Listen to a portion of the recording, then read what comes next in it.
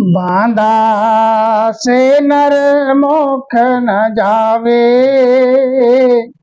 सतस्वरूप आनंद पद कहिए, ओ कोई भेद न पावे। बांधा से नर मोख न जावे, सतस्वरूप आनंद पद कहिए, ओ कोई भेद न पावे। संत सम्राट सतगुरु सुखराम जी महाराज बांधा को समझाते हैं और बांधा के माध्यम से सकल सृष्टि को समझाते हैं कि मोक्ष ये नहीं जाएंगे। कौन नहीं जाएंगे? कि भेद नहीं मिला जब तक, उस परम पद का भेद नहीं मिलेगा तब तक मोक्ष नहीं जा सकते। और परम पद कहां पहुंचने पे परम पद प्राप्ति है? सत्स्वरूप आनंद पद कहिए, जो सत्स्वरूप है इसे आनंद पद कहते हैं, जहां से फिर संसार में बार बार 84 में नहीं आना पड़ता है।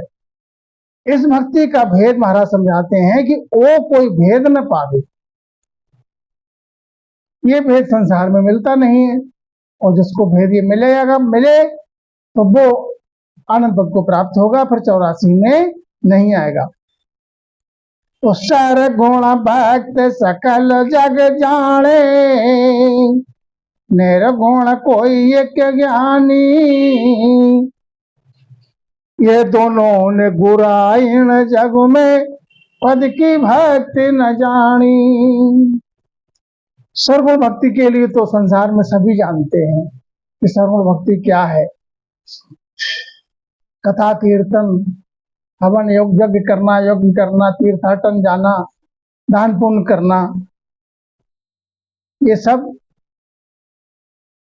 नवदा भक्ति 9 प्रकार की सर्वगुण में आती है। सकल जग जानता है। निर्गुण कोई एक ज्ञानी, निर्गुण पद के लिए कोई संसार में जो ज्ञानी हैं, जिन्होंने महापुरुष का ज्ञान, जिनको श्रवण किया है, जिनको सत्पुरुष की शरणा मिली है, वही जानते हैं। ये दोनों निगुराइन जग में, तुम्हारा समझाते हैं ये तो दोनों जग में निगुरे के समान है।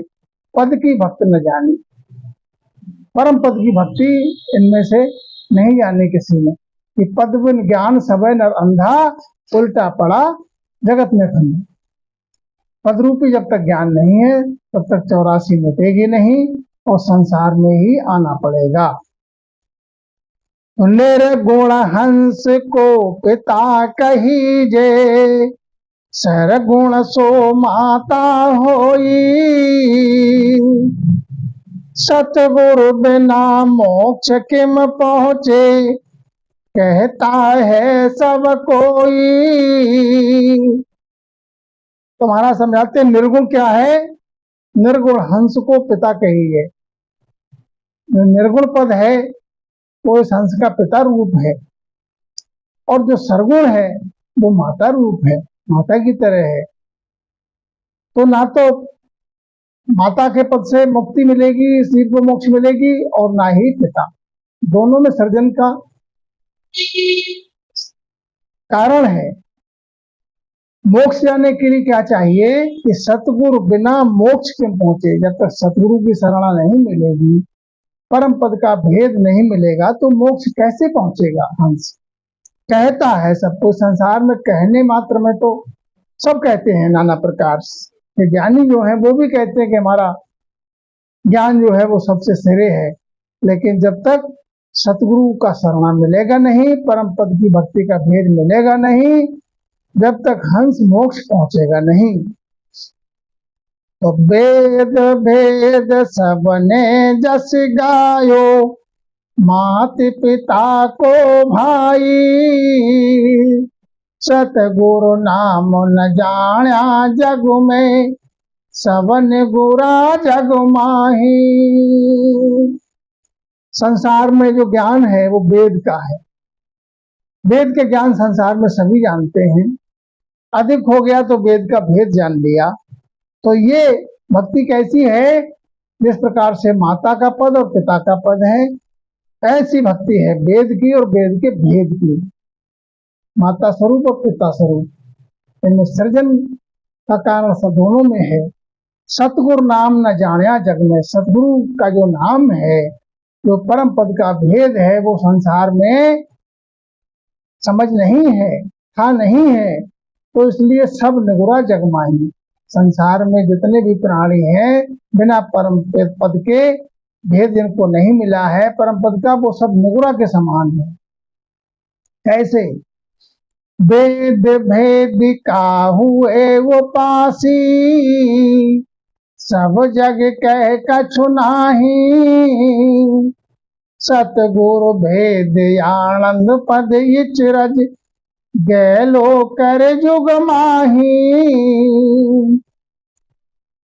जो वेद की उपासना करता है, वेद के आधार पर जो भक्ति करता है, अधिक पहुंच होगी तो वेद का जो भेद है उसकी भक्ति जो करता है उसके आधार पर, जब लग कहे कचुनाई, तो महाराज समझाते जब तक वो परम पद से दूर है, न्यारा है, तो सतगुरु का जो भेद है वो आनंद पद का है।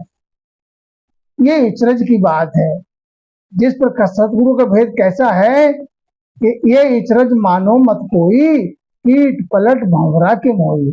जिस प्रकार से हील होती है, तो वो चलती है, वो भंवरा उसको आवाज सुनाता है, जो रुक जाती है आवाज को सुन लेती है तो वो उसको पकड़ के और बंद कर देती है, मिट्टी घड़िया बना के उसे बंद कर देती है और कुछ दिन उसके लिए अपनी आवाज सुनाती है, तो वो आपने समान कर लेती है। ऐसे ही महाराज समझाते हैं ये इचरज की बात है। संसार में ऐसी सतगुरु का भेद है। गैलो करे जुगमाए, जग को जग से न्यारा कर देता है सतगुरु का भेद, और आनंद पद में हंस विराजता है, जहां से आवागमन नहीं होता, 84 में नहीं आना पड़ता। जो संसार छाण नर कोई, संत शरण में जावे। जब सब गांव यान कर बरजे, तो कोई कर्म संभावे। उदाहरण के लिए बता समझाते महाराज, जैसे संसार में कोई नर जगत के रिश्ता और बंधन को छोड़ करके कोई संत की शरण में जाए, संत की शरण में जाता है तो गांव के सब लोग उसे बरसते हैं, रोकते हैं, समझाते हैं कि कहाँ घर गृहस्थी को छोड़कर और परिवार को छोड़कर कहाँ तुम सन्यासी बनोगे, कहाँ तुम संत की शरण में रहोगे, तो कोई कर्म संभावे तुमको। तो ये कोई ऐसा कोई बरसता है तो जानो हंस के लिए वो कर्म आड़े आ रहा है। 5 नाम सुन चेला होवे, जे कुल नहीं दा छाड़े कोई। 5 नाम सुन चेला होवे, जे कुल नहीं छाड़े कोई।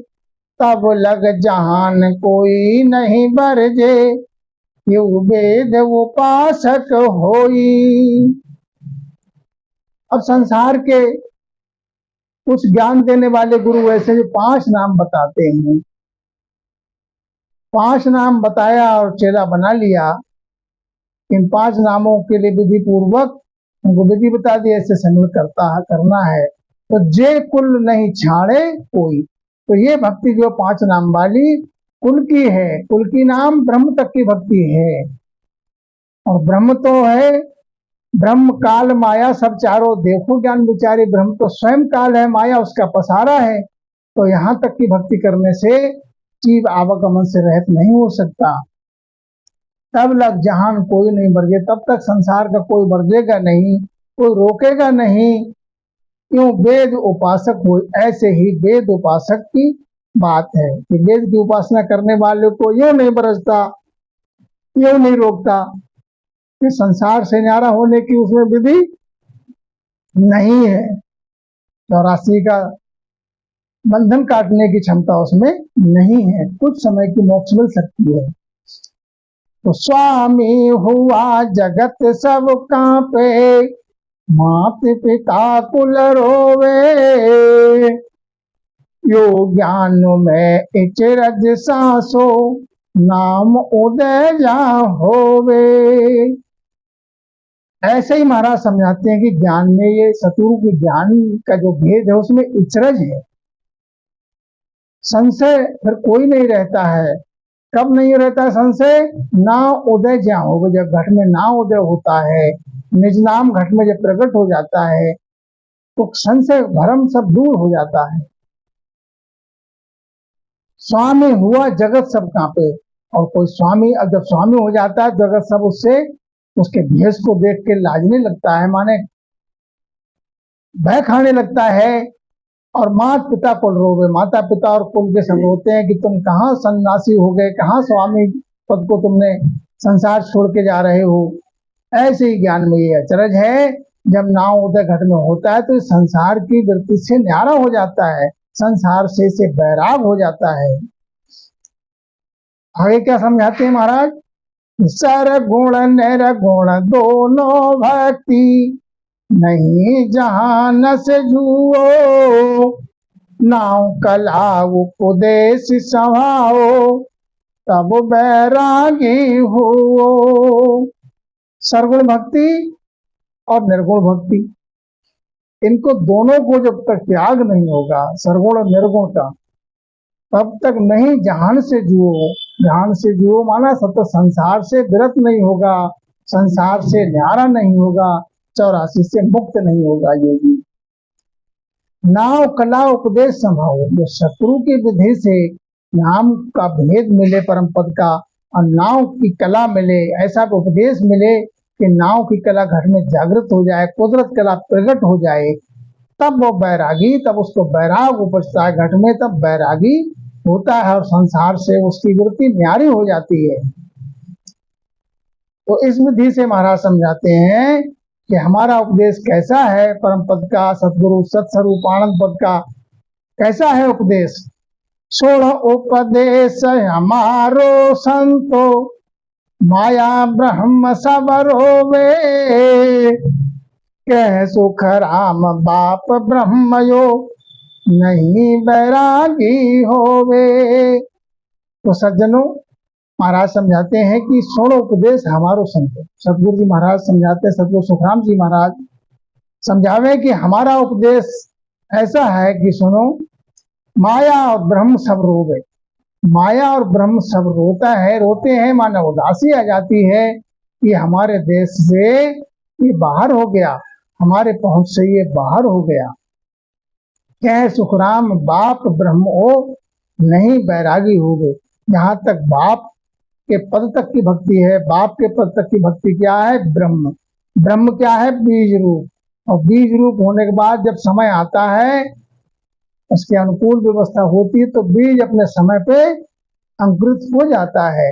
ऐसे ही ब्रह्म की भक्ति है, ऐसे ही बाप और ब्रह्म की पद का पद है, उसमें सृष्टि का सृजन समाहित है, बैरागी नहीं होता है।